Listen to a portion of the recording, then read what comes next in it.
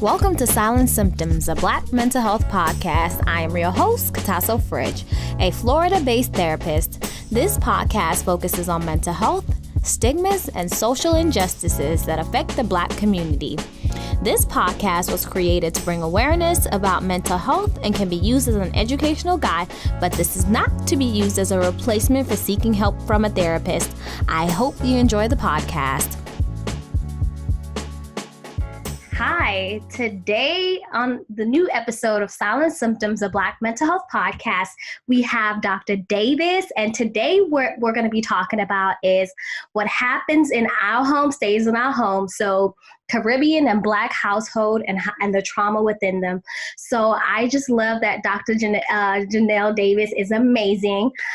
She came on the podcast to teach us a little bit about, African-American culture and Caribbean culture and how we actually contribute to trauma, because we don't want to talk about what happens within our household. So this is the time that I'm going to allow Dr. Jenelle to actually introduce herself to us.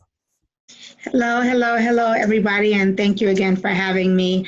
Again, my name is Dr. Jenelle Davis, and I am an author, keynote speaker, professional counselor, and growth specialist. I am also the founder of Cultivating Conscious Course, which is an organization that basically runs a platform that brings awareness to trauma amongst African American families and those of Caribbean culture. Awesome. So today we're going to be talking about the trauma that we have, because we don't talk about the things that we're supposed to discuss. What happens in the home stays in the home, which can be detrimental to our mental health, and it is traumatic, as you know, over a period of time. So in your experience, Dr. Davis, what are some things that, you often hear that people from Caribbean or African American household tell their children not to discuss?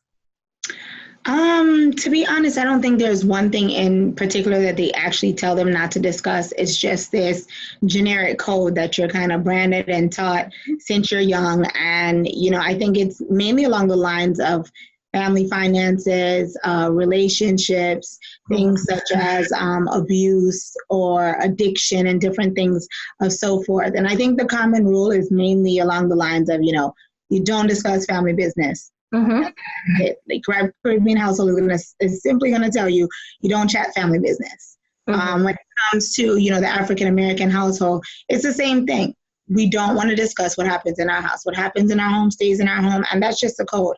And I think that is branded in, the minds of our youth for so long and for so many generations that it kind of just stays there.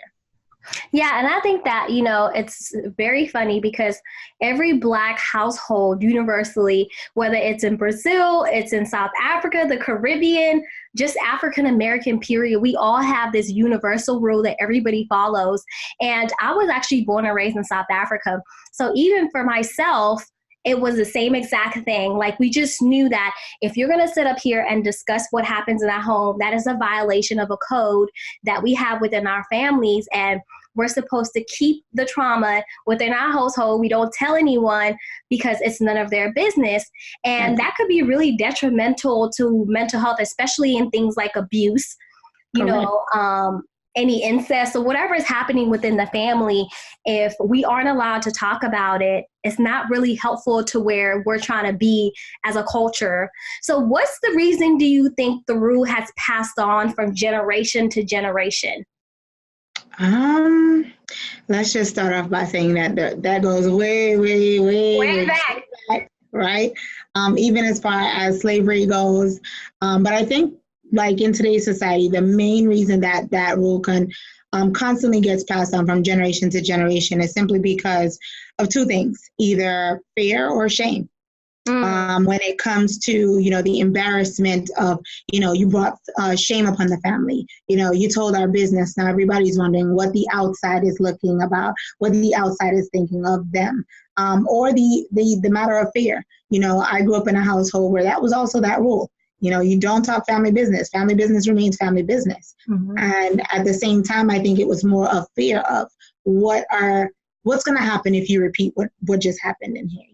Are they going to call those people on us? Are they going to send people to now invade our households and invade our privacy and, get all up in our business and, So when you're looking at a Caribbean standpoint, you also have to worry about the issues of things like, deportation. Are we here illegally? If something is happening inside the household, we're not necessarily going to go out and say anything, because if it draws any attention, forbid they find out that we're here illegally, right? So you have those type of issues and those different type of barriers. But I also just think that in common and in general, it's just a matter of shame and fear. Yeah. And I love that you say shame and fear, because there are a lot of times we don't want to be judged in a community. We don't want anybody else to know what's going on, because like before, we came into this new era, like neighbors were like family. So if the neighbor knows your business, the one next door is going to know your business. So it's going to be a transitional transaction. And, speaking of, being in America illegally or to a different country illegally, a lot of fears are deportation. And that's trauma in itself, because you're living in such a shell and you want to keep within your family. You don't want to say the wrong thing, especially if you're not allowed to be in a specific place. So, do you find that today's youth respects that rule of what happens in a home stays in the home? And if not, why? That's kind of touch and go. I think that most of them do respect it for the most part. That is just, like I said, a code that is never, it stays with us. It's embedded in us. I really feel like they put it in our sippy cups when we're babies. Everybody just drinks it. But I also feel that they're a little bit more open than past generations. And I think that has a lot to do with, number one, social media, 2 different platforms, movements, school initiatives, and different things that they're taught and exposed to in today's generation that we were not exposed to. So we didn't have, like things like the Me Too movement or the Mute R. Kellys and, the different platforms that exist today where it's okay to talk. It's okay to feel safe. And one thing that I realize is the minute someone is empowered, it's okay to talk. So once I'm able to find out that there are more people like me going through this and there's such movement, today's generation are just a little bit more open to talking. And I'm realizing that is causing a lot of issues within the homes also, because kids are, seeming more disobedient and rebellious.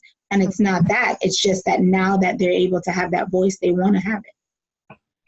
Yeah, that's awesome, because that empowerment, because it takes a village to actually share, because a lot of intergeneration trauma and all the R. Kellys that are within our families, we're not allowed to speak up against them, because the R. Kellys of the family are the ones that are providing that network or the money in the household. So now that we know if our friend is going through that, we're able to share more, like, oh, they're normalizing those things that, before were considered to be a taboo. And I feel like too, but I don't think that it's much of a hint, like it's a form of disrespect. The family finds it as a form of disrespect, but they should see it as, the child or the woman being empowered. Because a lot of times, even to this day, I know women who are 50, 60, who are just now talking about their abuse that they experienced by their uncle, by their brother, or somebody within their family network. And because we weren't allowed to talk about these things, they're living their entire life being traumatized. So now their children are seeing, and we're seeing it as resilience, which in actuality, it's not resilience. Right.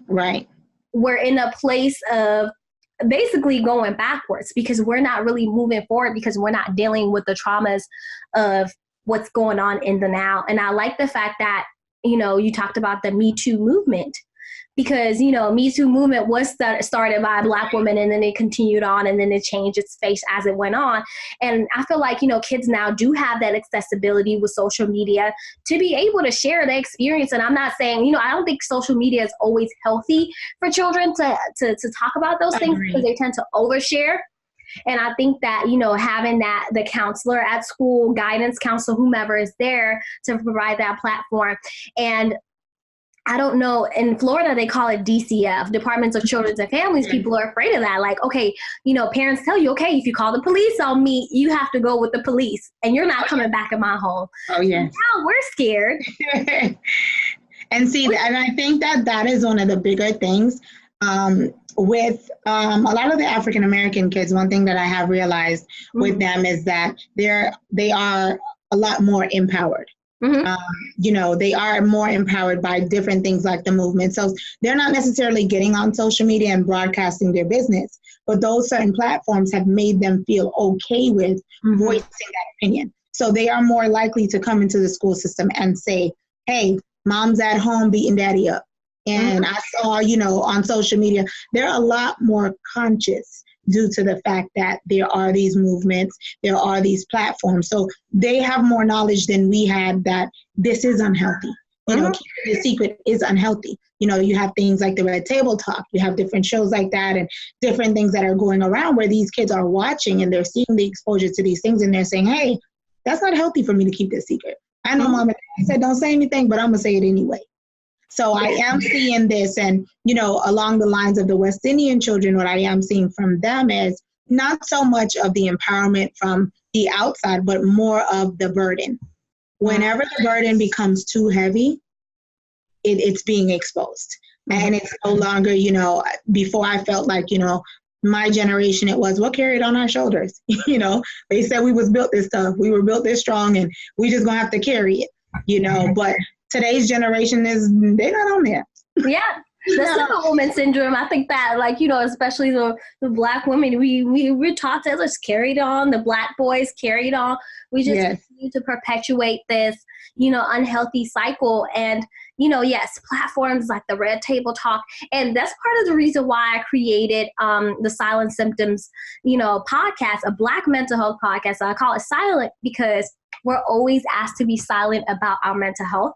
We're always silenced by the things that are happening within our families. So if we normalize it, even if I reach 2 people, I know that they know that, this type of relationship is not healthy. Keeping secrets is completely unhealthy. And because you're telling your truth, your mom may be upset with you, but then that was good for you in that moment to share all the toxic things that are happening. Correct. And, and especially the cycle of abuse where mom is hitting dad or dad is hitting mom, and then they continue to normalize it. So now they're doing it within their relationship for power and control. And then, if it's not that, then we have the issues of, like we said, we're looking at addictions, which is another big one. We have a lot of addiction going on within the family. And I think that secret of, that's where the shame comes in. That's where that part comes in. And it's just like, I'm more embarrassed to say that's who my father is or that's who my mother is. Yesterday is a prime example. I had a young lady come out and her mother came to the school, and her mother is an addict. Her mother is also diagnosed schizophrenia. And, the embarrassment and the shame on her face to have mom even show up to school and just ask about her academics was unbelievable. And, I had to pull her to the side and I had to have that conversation. But she's also a student that is very angry. She's always in disciplinary issues, different things with the law. And just to kind of have that conversation with her was very emotional. But, at the same time, it was important to let her know it is okay to have that conversation.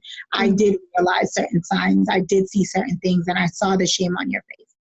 And it's okay to feel this way, but never be ashamed of this situation because certain things are just out of our hands.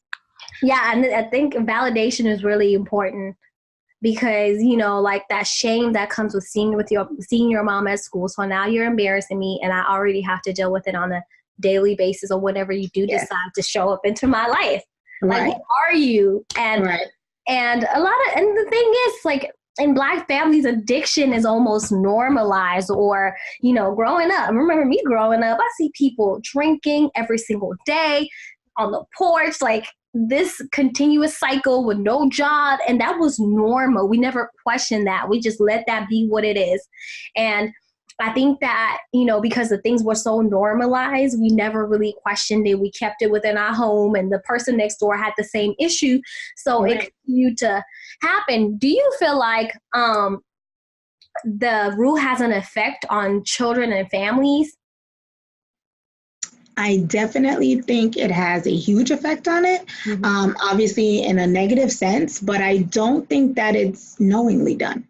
I don't think it's intentional. I think that, when our parents say things to us, like what happens in my home stays in our home, they honestly believe it's for their protection.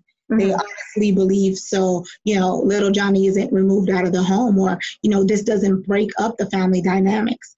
I don't think that most parents are, telling their children this rule or, instilling it in them for the fact of, they want to protect themselves.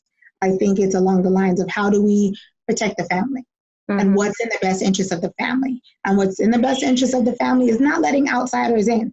And that's why I say this goes back a little bit deeper because, when you think about slavery and you think about what we've been through as, Black people in general, it goes back further. We think about us and how can we keep us safe from the outsiders.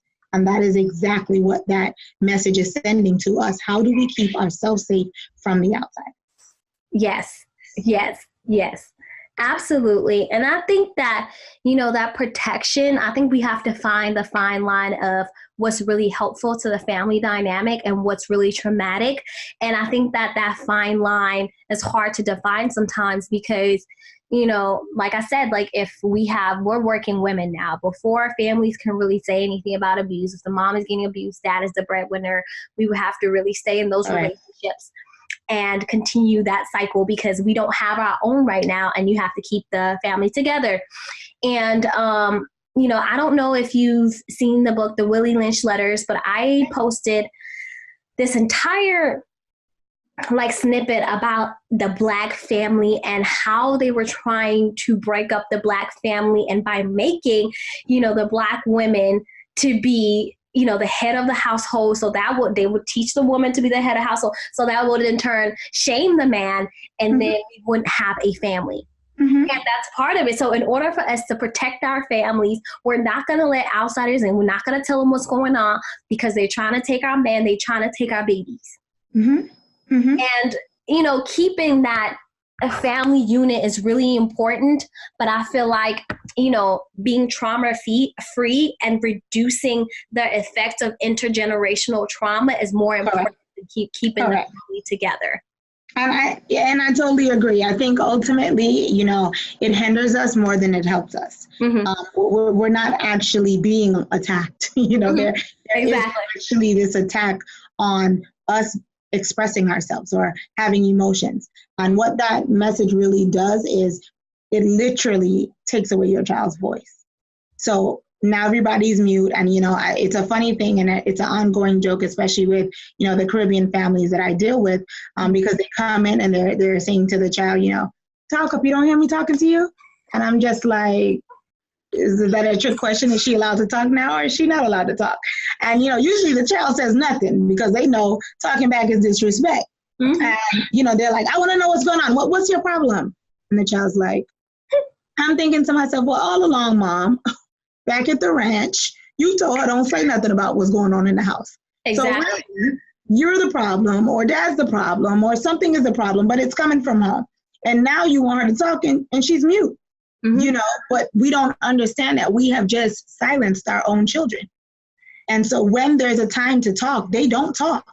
When there's a time to express, they no longer express. And we are kind of that root cause because we've always told them, shh, don't say, don't tell. Stay in a child's place. That's it. And I think that's that line, especially therapy, the parents want to find out what really is going on with my child, what is happening. But Mom, if you're sitting right there, they're not going to share the very thing that you said we're not going to share. Sometimes they come in and say, and you better not share everything I told you. These are the ones that are off limits. And the ones that are off limits are the ones that are actually causing the issues within the child, that are causing the anger and that are causing the family dynamic to actually break down. And it is a trick question. I see that a lot in therapy sessions. Okay, well, now if we separate the session, or if we say, let me talk to the child for a little bit, now they're going to be drilled down when they leave. What did you say? I hope you didn't tell those people about our business, but you're encouraging them to talk. So it's a catch-22. You can't win either way unless the family is ready to heal in a way that they feel like it's safe.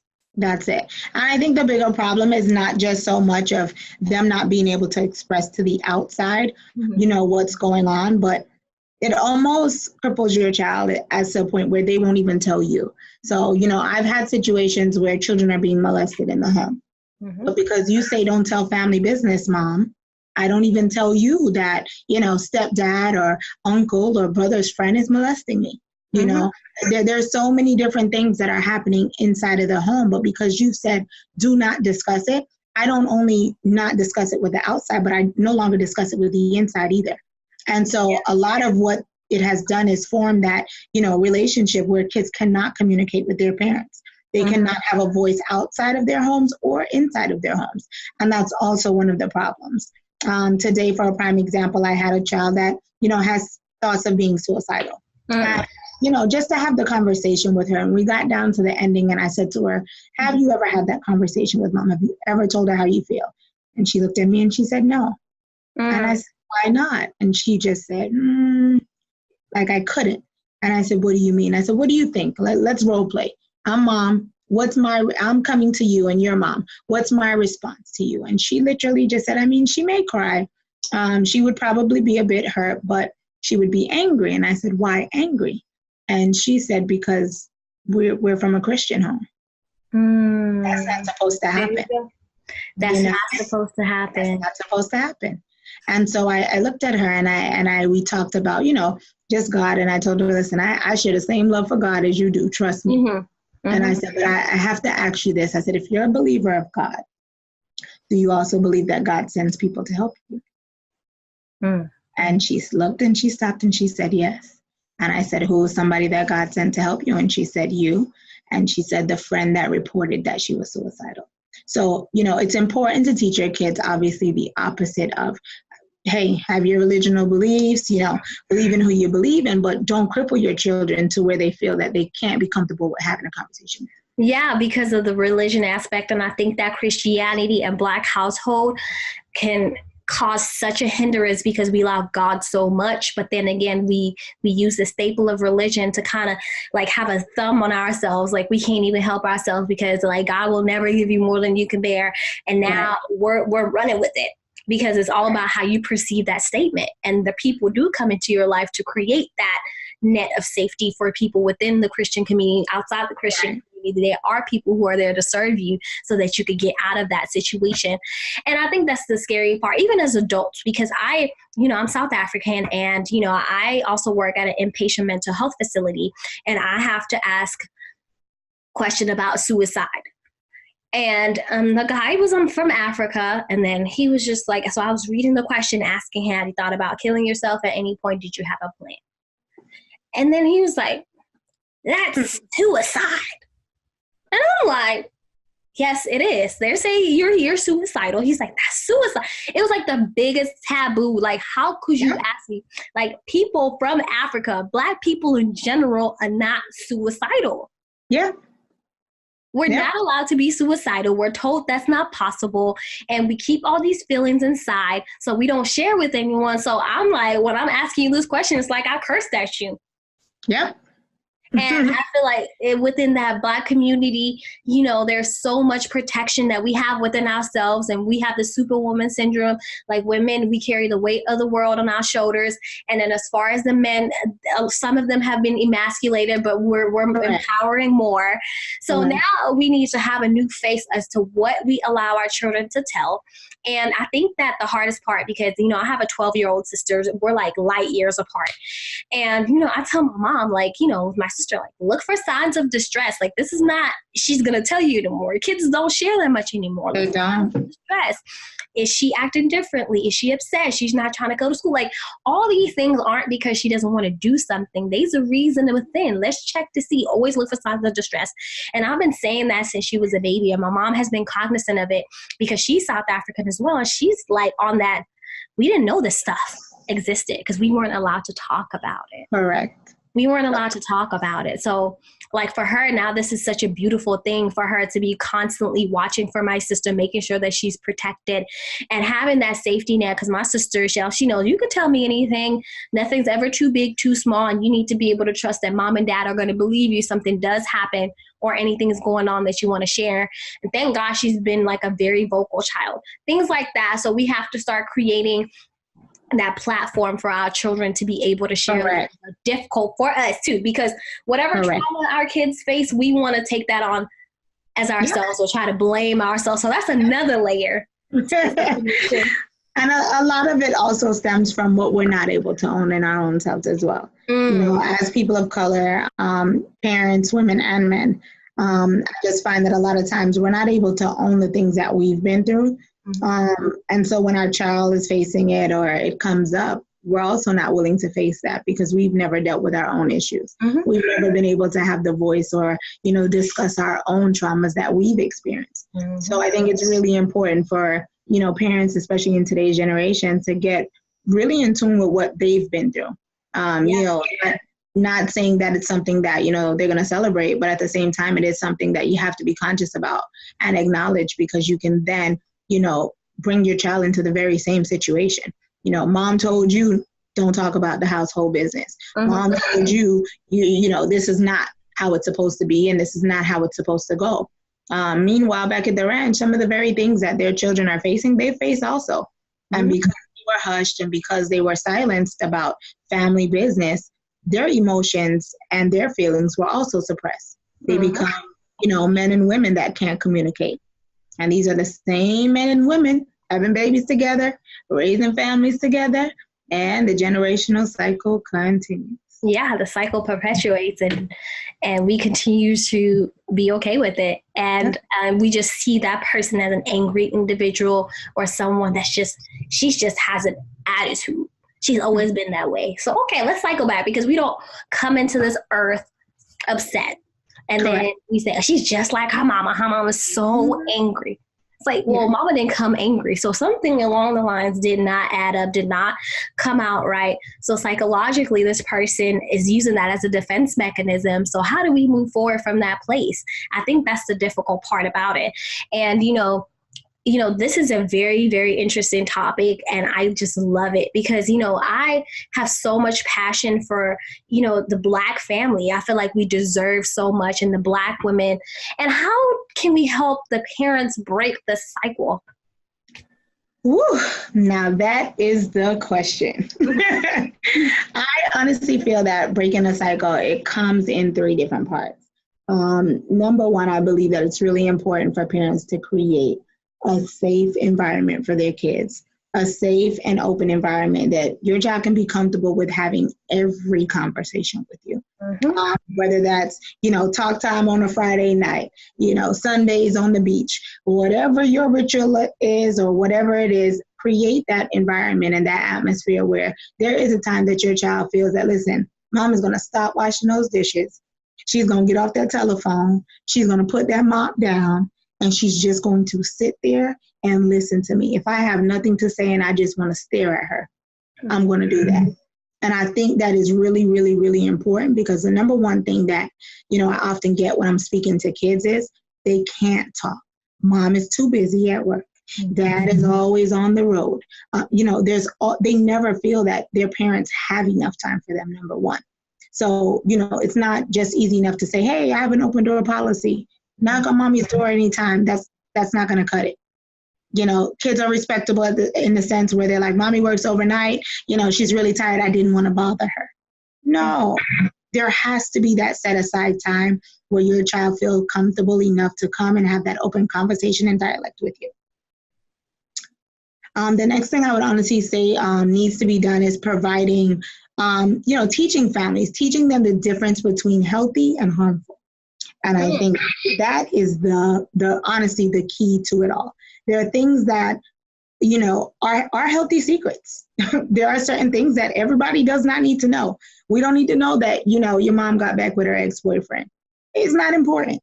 We don't need to know that mom just got a new tattoo. Yes, that's family business. Keep your mom's business her business. You know, certain things that's about herself, you don't have to come out the house and share, right? But if it is going to cause any type of self-harm, if it's going to cause any type of discomfort, if it's causing anybody else any self-inflicted pain or physical pain, then it is unhealthy and it does need to be addressed. So if, for example, you're going to say dad is an addict and every day dad comes in the house, you know, addicted to this or using this type of drug or on this alcohol, and he's going to beat mom up every single day he comes home because he's on a high, that needs to be addressed. So there is secrets that does need to stay in the house. We don't need to know mom just had a boob job. You know, some of the things kids come in and say are just out the window. I'm like, yes, that's your mama business. Stop telling your mama business, okay? Yeah. Other things, if it becomes harmful, it needs to be addressed. Yes, absolutely. Those healthy secrets and things are detrimental because, you know, like, especially if like substance abuse that could be shared, but it's like as a parent, safely parenting, they're not causing harm. Or if they're spending all your money, you have to share because you guys are in a situation where you need some type of housing. You know, you're right. There are unnecessary things that we don't need to hear as therapists, as counselors, as doctors in general, and finding that healthy balance is really tricky, but it can be done. Yeah. And it's very, very important that children have that platform to talk. Like you hit the nail on the head. And I think that parents can be present because they feel like I've always been there, but have you been mentally present for me to present this information? And I think another thing kids are really afraid of is that parents will make it their own. They almost own it instead of allowing the child to have that position to say, this is what I'm doing. I have my own feeling. Oh, now you making me feel so bad. I've been such a terrible mother to you. And it's like, wait a minute. There's nothing to do with you.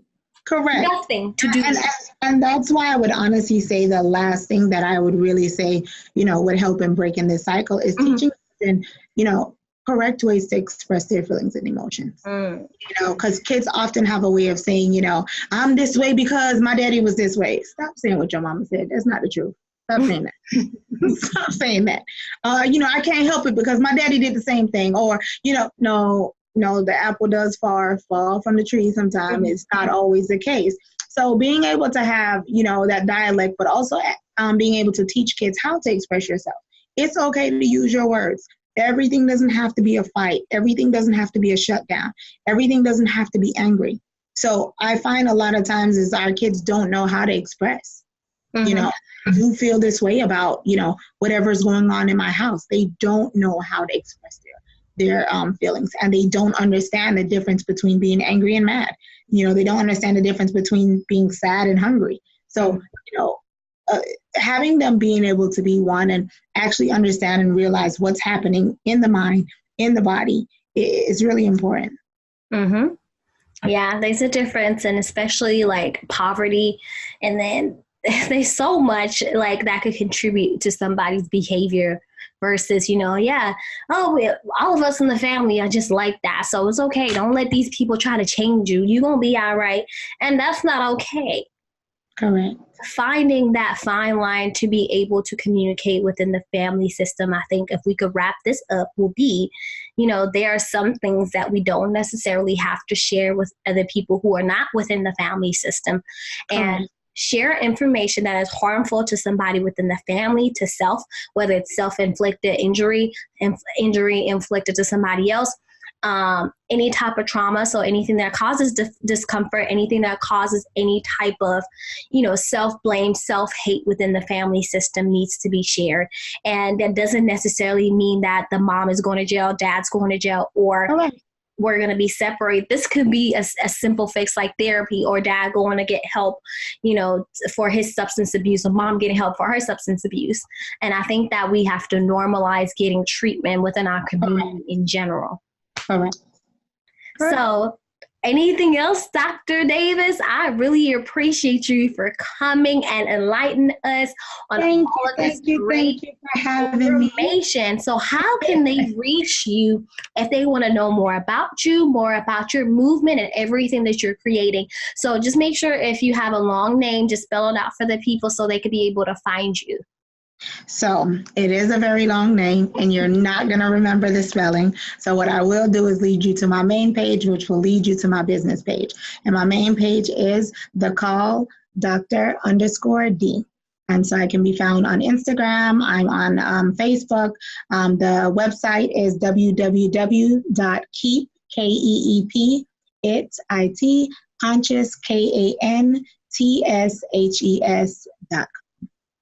That is awesome. Thank you guys for featuring. For all my YouTubers, you guys see today, I actually wore the shirt. I've been telling you guys I'm going to wear the shirt. So right up here, it says Melanated and Mindful. And if I lower it a little bit, it says Silent Symptoms Podcast. And this is the Silent Symptoms girl. So if you guys want to purchase the merch, you can reach out to me, and make sure you reach out to Dr. Davis. She is doing amazing things for the community. And thank you guys so much for tuning in. I hope you enjoyed the podcast. Thank you for tuning in. Please be sure to like, share, and subscribe to our podcast. You can catch us on Anchor and all your favorite media streams. Follow us on Instagram, Facebook, and YouTube at Silent Symptoms Podcast. Let us know if you have any feedback or topics that you would like to hear.